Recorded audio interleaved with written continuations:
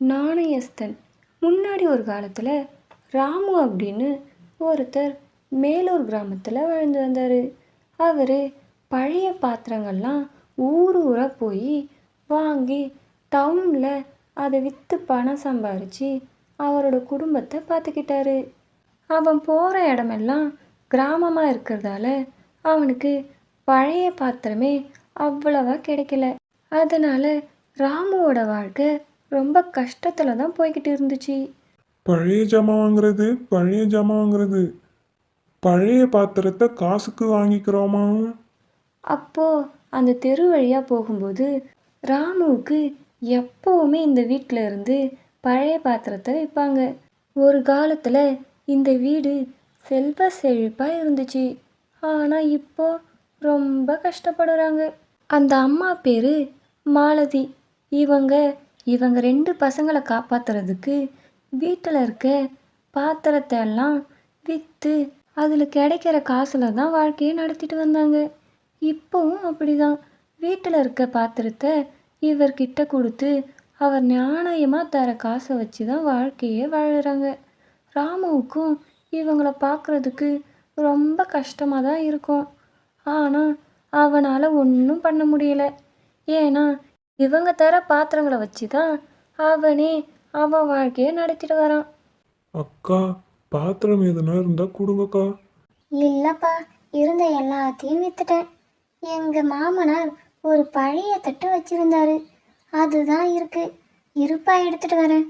பசங்களாம் பசியில வாடுறாங்க, என்ன பண்றது தெரியல. அவர் இருந்திருந்தா எங்களுக்கு இந்த கஷ்டமெல்லாம் வந்திருக்காது. மாலதி அவளோட கஷ்டத்தெல்லாம் புலம்பிட்டு வீட்டு உள்ளே போய் ஒரு பழைய தட்டு ஒன்று கொண்டு வந்தா. இந்தாப்பா, இந்த தட்டை வச்சுக்கிட்டு கொஞ்சம் பணம் எதுனா இருந்தால் கொடுப்பா.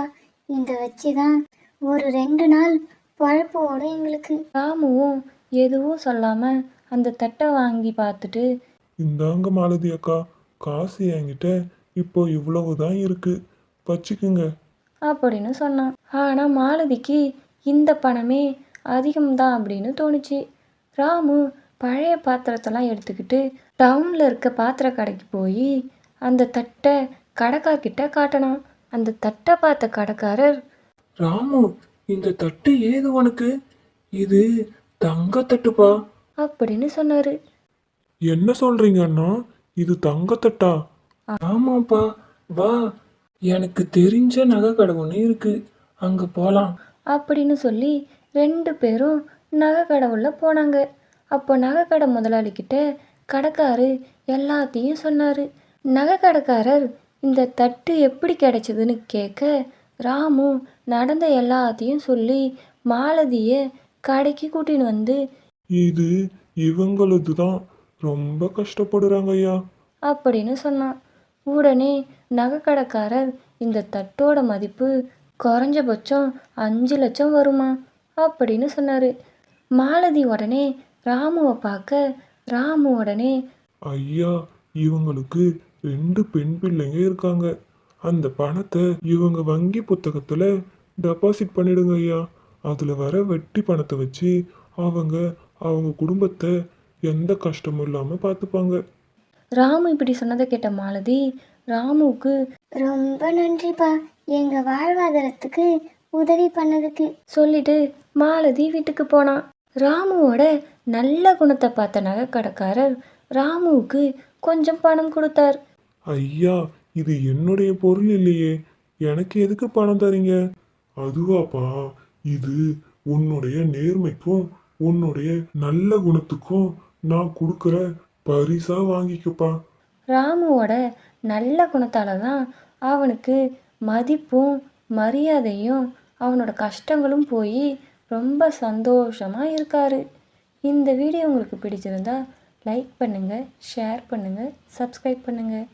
This video sponsored to by SBO digital marketing. தினமும் 300 rupees ஏர்ன் பண்ணலாம். ஒரு நல்ல வாய்ப்பு. இந்த ஒர்க் பண்ண ஒரு ஸ்மார்ட் ஃபோன், பேசிக் இங்கிலீஷ் நாலேஜ் இருந்தாலே போதும்.